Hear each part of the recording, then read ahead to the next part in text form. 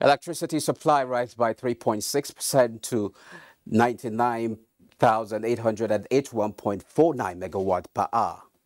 European Union prepares more sanctions against Russia as energy prices spike.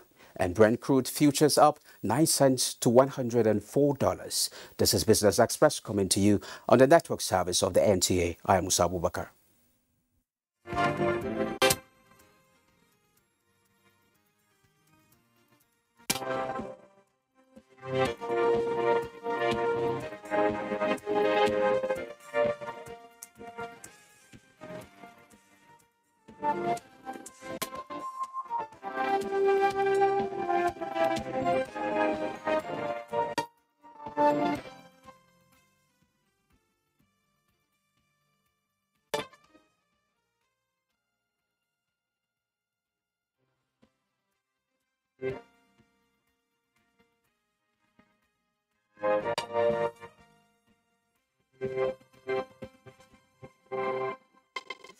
It's good to have you join us. Let's begin with electricity. Nigeria's energy supply rose by 3.6% to 99,881.49 megawatt per hour on Sunday, 3rd April 2022, compared to 96,438.51 megawatt per hour recorded in the previous day.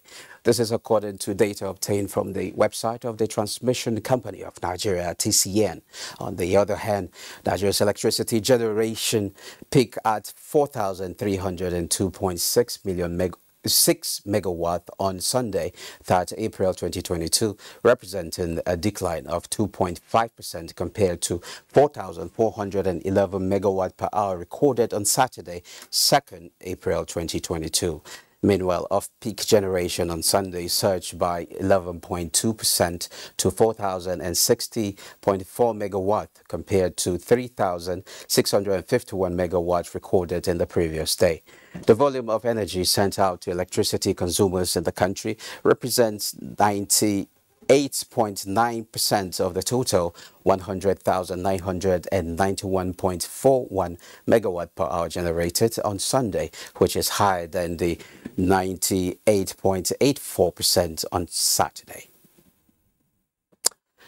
Oil prices inch higher on Monday as worries about tight supply persisted, even as investors eye the release of supplies from strategic reserves from consuming nations and a truce in Yemen spark hopes that supply issues in the Middle East could abate. Brent crude futures were up 9 cents to $104.48 a barrel, while U.S. West Texas Intermediate crude was at $99.30 a barrel, up 3 cents. Both contracts slipped $1 when markets opened on Monday. On that note, let's take a trip to the commodities market.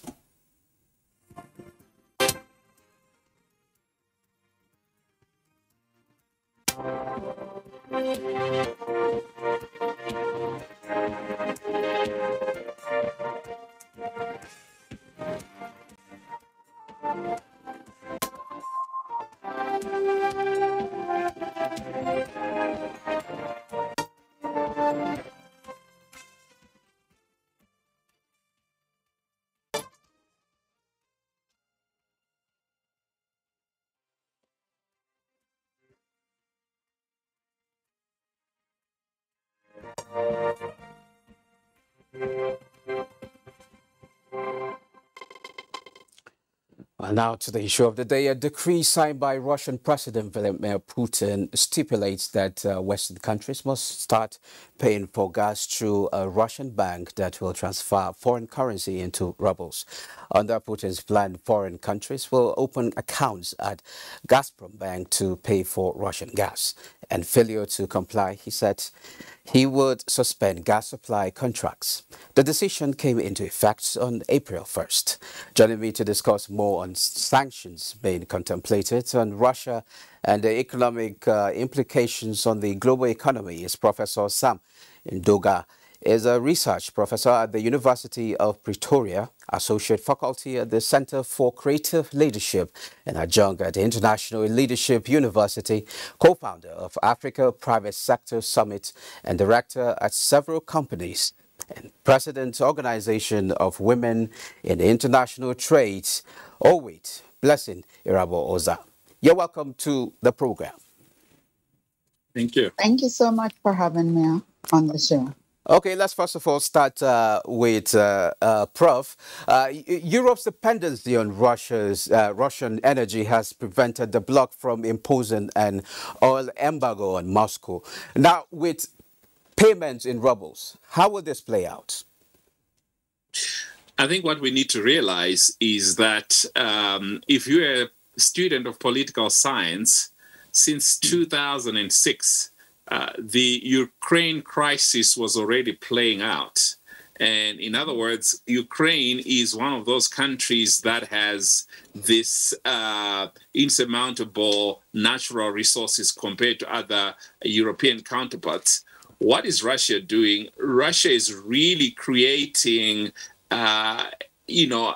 a way in which they can be advantaged alongside what Ukraine could do. So if you're going to strengthen your economy by certain political moves, that's exactly what's going on here. So what are they doing is they're also crushing the international dependency on the greenback.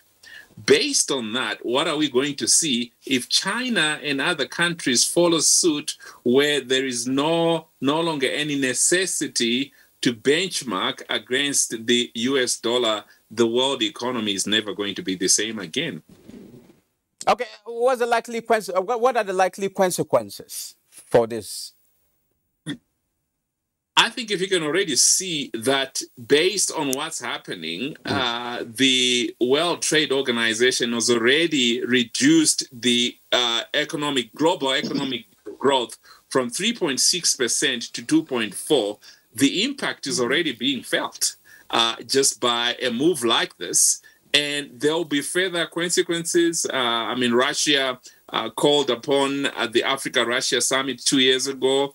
And what does that tell you? That we are in this interdependent relationship, just not with Russia and the continent, but we are a global village. So this is going to be felt globally. So this is not a localized or a European crisis. This is really a global crisis.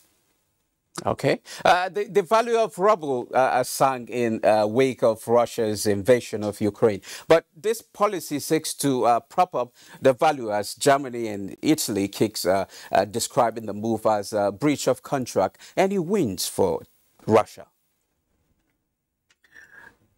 I think if they are going to insist on this particular policy and somehow force everybody else to follow suit and honor this, you probably see that's why nobody is directly attacking Russia, but are imposing sanctions.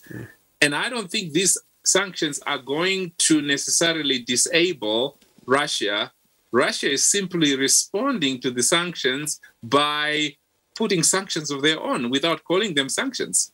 They can call them whatever they want. So this is a stalemate we're going to have globally, where depending on what you throw at Russia, they're just going to throw back whatever they can. So ultimately, I don't think there's a win-win. We're going to be forced to have a negotiation. Okay. Blessing, you advocate for opportunities for women in international trade. The war in Ukraine is changing global trade protocols and agreements. How positioned is the African woman in terms of opportunities and challenges? First and foremost, the war in Russia and Ukraine is really not really an opportunity for the African woman. I just have to be frank, because most of the minerals you have in Africa and in Nigeria, they are not developed. And if we have to look at how would this benefit us, it means we need to go back to the drawing board. Like now, you get some fertilizers from Russia. The major component of production of fertilizer is gotten from Russia, which is the potash. We have a lot of minerals in Nigeria and in Africa. If we want to really want to take these opportunities of war, first and foremost, our minerals have to be developed, which is capital intensive. The investment capital, you and I know, that is not there. We've been pushing for even financing for women, and how much can you get to set up an industry? Now, look at the cost of production. The oil and gas has gone up. For you to even get diesel now is about $6.70 is affecting production. And between me and you, between a short time, a lot of businesses will be shutting down, and women are going to be more affected. The only thing the government can do is to push out funds into the society where we could set up modular refinery. We have women in oil and gas, is an organization. We have women who can come together and set up, there's not a full-fledged refinery, but they can set up a modular refinery for a production so that you and I can get the common petroleum that we need. The gas today, you used to buy 12.5 kg at 3,500 naira. Today is 8,000 naira. How can you survive on that on production? Then going back to the stable food, these are areas where you and I know that a lot of women are playing there. The production of bread and other confectionaries like cakes and biscuits and some other small things. You get the drum wheat from Russia. And with this war, you are going to have an increment and hike in flour. You remember during Obasanjo's regime that Pharaoh came up with a formula of the 10% cassava flour to bread. They even went as far as 70%. A lot of factories set up. Then cassava price skyrocketed instantly, and most of these companies closed down. And women have been doing try and error in terms of using cassava, but you need a lot of technology to develop this new technology so that it can be accepted in the country. It is high time for us to look inwardly, and it's time for the central bank to really look at women-owned business to support them in terms of providing financing for them, not the finance in paper. We should be responsive when it comes to gender laws regarding women in this country. Without doing that, okay, you mean the cassava option should be back on the table? Yes. Okay. Should be back on the table. A lot of women are doing try and error with the cassava production, but still we are not getting it right because the bread is so hard. So but is it getting the much needed acceptance by the public? Once you have a bread that is soft, when you did that cassava to bread, it was so thick, it was strong. So people couldn't accept it like the normal flour. That is why you need a lot of research to go into that and for you to start having it, for people to accept it in the first place. We need to work on the new product you are looking at. Okay. We can all have fertilizers. When you have plants and waste food, they are fertilizers. But how many can you get from this? Okay. Prof, the EU plans to cut Russian gas imports by 2/3 before the end of the year. What is the implication of this to both Russia, the EU, and Africa? I don't think that this is a sustainable move by the EU. given the total reliance on Russian gas, it might just be a political maneuvering, a testing of the will to see if Russia will keep her stance. Remember, this is not a political move per se, it is economic. So a test of the wheels is going to be around what ultimately is going to transpire.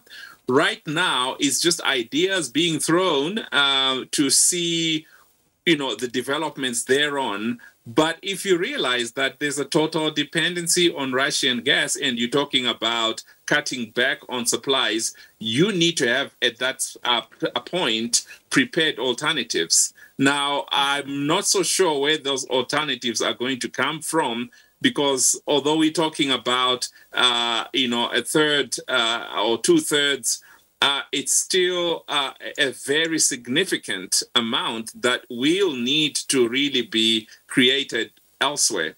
So at this point in time, I think it's just a matter of time to see where these tactics are going to land us. I don't think anybody can predict at this moment to say this is what's going to happen until specific directives have been adopted as a way to settle this crisis. So this war is not Russia invading Ukraine for political reasons. It's Russia invading Ukraine for economic reasons. Okay, what's the solution for Africa? I think the solution for Africa, firstly, is for us to develop an ecosystem within an intra-Africa trade. Okay. This idea of always looking elsewhere first, we're going to pay for heavily. And also, even when you look at the fact that you can have an Africa-Russia summit, I mean, it's one country inviting the entire continent onto the table. It means that's a skewed, negotiation. Africa should be hosting, African nations should be hosting European nations one-on-one. But if you can have 50-some nations being invited to a trade agreement by one country, that tells you that we have not valued who we are and what we have. In fact, our leaders should not even honor some of these summits. They should be actually saying, no, we are the people with the raw materials that everybody else in the world needs. Ultimately, we don't actually need anything from anybody because the concentration of natural resources is on our continent. So why are we being dictated to by people who simply process what we have? So like Blessing was saying, if we can actually come up with ways to process what we have, we're going to cut off those ties of dependency on from outside the continent. So the solution is upgrade our systems. Okay, thank you very much, Professor Sam Ndoga from Johannesburg. You're most welcome. Okay. Now, okay, Blessed, what alternatives should we begin to look out for? And do we have the financing and capacity to adjust as soon as possible? Thank you for that question. When you listen to the professor, we have to look inward. It is not a matter of choice now. It's a matter of urgency. The African Development Bank has signed a lot of MOU with different African countries. They're coming together. We need to put finances into production, into processing our raw materials, instead of exporting them raw and bringing them back finished. If that's the only solution right now. We no longer need to send out our crude oil. We need to set up refineries to process this crude oil. We need to develop our minerals so that we can have all the required raw materials that we have. Talk about, Nigerian is playing a lot of gas. Why can't we develop that sector instead of bringing in gas? Okay. Refine petrol here and have it. Energy, let's look at alternative. We have different raw materials for solar energy. You have the wind, you have the water, you have the different plants that can work on alternative energy instead of depending of Okay. buying those things. Okay, let's And look women at alternative energy. Or alternatively, let's look at different sectors of the economy. Thank you very much, President, Organization of Women in International Trade, Blessing Erabo Oza. Thank you so much. And I don't think, is that the last question, or I just say something? You've answered it. Thank you very much. Now moving on, Minister of Communications and Digital Economy, Professor Isa Ali Pantami, and the President of Microsoft, Brad Smith, have agreed that establishing the African Digital Center in Lagos and the Artificial Intelligence Cultural Heritage Project to give global access to 3 Nigerian languages are crucial to Nigeria's digital transformation. Chidima, the BC reports that that Microsoft is expected to expand its operations in Nigeria and boost the transfer of digital skills to youth across the country in a multi-level approach. We're committed to building out digital infrastructure here. We're committed to internet connectivity. We have 3 partnerships now moving forward to expand broadband connectivity in different parts of Nigeria. So we believe in the future of Nigeria. On behalf of our government, I want to give you our assurance that we will continue to provide an enabling environment for business in Nigeria. We have over 36 major initiatives to support ease of doing business. Our investors stake 13.5 billion naira equities as indices dipped by 0.2%. Moplanda Cock has details. Investors on the Nigerian stock market lost 58 billion naira in the trading week ended Friday, 1st April 2022. The week recorded 3 days of gains and 2 days of losses. 1.2 billion shares worth 13.5 billion naira in 22,118 deals were traded by investors on the floor of the exchange. The NGX All-Share Index depreciated by 0.23% at 46,842.86 basis points. Market capitalization dropped to close the week at 25.253 trillion naira. All indices finished lower with the exception of NGX Premium, NGX Lotus 2 and NGX Sovereign Bond indices, which appreciated, while NGX Athem and NGX Growth indices closed flat. The financial services industry led the activity chart, followed by the conglomerates industry, and the third place was the ICT industry. Fidelity Bank, Transnational Corporation of Nigeria, and Access Holdings were the top 3 traders for the week. A total of 4,448 units of exchange-traded products ETPs, valued at 478,868.63, were traded in the week in 23 deals, as well as 35,517 units of federal government bonds. 20 equities appreciated in price in the week. 50 equities depreciated in price, while 86 equities remained unchanged. Now, thank you, Muplan. Let's move to global market. European markets cautious on further Russia sanctions as Chinese tech stocks in Hong Kong jump as Hang Seng Index rises 2%. Bosade has more on the markets. Hello and welcome to the Global Market Review.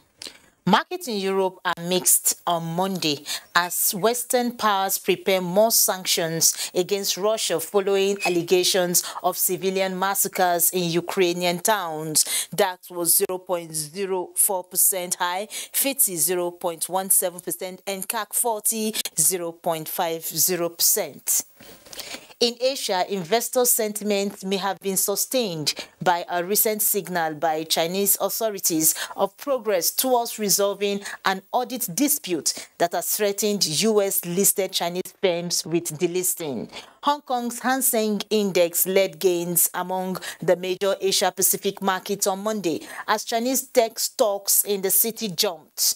Nikkei 225 in Japan swung between positive and negative territory in Monday's trading before closing 0.2% 0.25% across 27,736.47.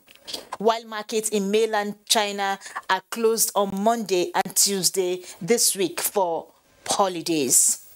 U.S. stock index futures were mostly flat on Monday as traders monitored bond markets warning signals about the economy. Futures contracts tied to the Dow Jones Industrial Average traded marginally higher at 0.05%, S&P 500 0.15%, and Nasdaq Composite also topped 0.33%.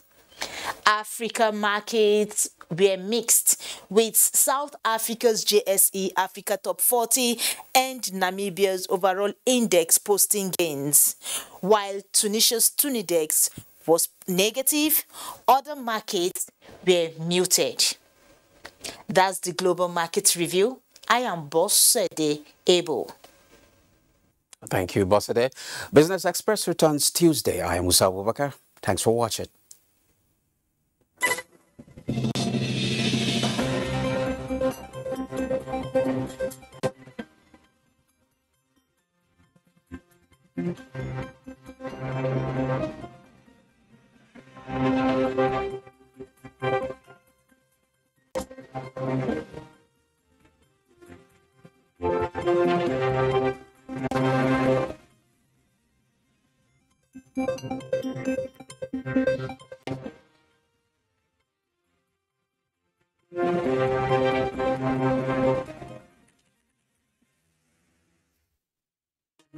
No matter where you come from, no